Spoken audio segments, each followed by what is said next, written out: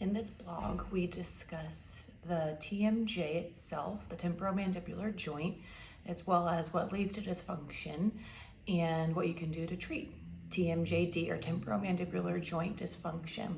The temporomandibular joint itself is located here on both sides of your jaw. In normal circumstances, when you open and close, there's no clicking, it's nice and smooth, your jaw doesn't clench. When dysfunction occurs, you can get tightness into the jaw, you can get a more severe case where the jaw actually locks itself, or you can experience frequent clicking.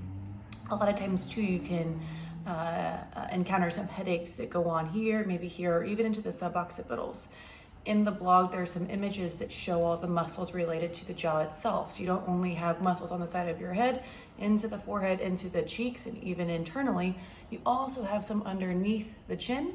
You've got some deep neck flexors on the front, and also the suboccipitals located on the back side. Treatment involves addressing all of those areas. Tension into any of those areas causes a bit of forward head carriage and leads to improper jaw opening.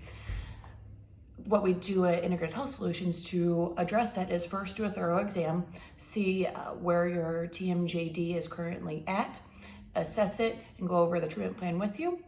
9 times out of 10, it's going to involve some dry needling into those tissues to stimulate blood flow to those areas and repair the tight tissue. Following that, we'll do a lot of release, not only superficially, but gloved and internally into the pterygoids themselves, some of the really important jaw musculature. We will check for some adjustments that may be needed into the neck itself, but also lacking any mobility into the mid-back can cause the neck to overextend. So we'll look there as well. We hone in on a good amount of rehab so that you know what to do if the jaw locks, how to treat it yourself, how to prevent the jaw from locking or from clicking or from getting headaches, all these types of things so that you're empowered to continue to address these symptoms on your own and not always need treatment. Read along in the blog and call us if you have any questions, 317-449-2020.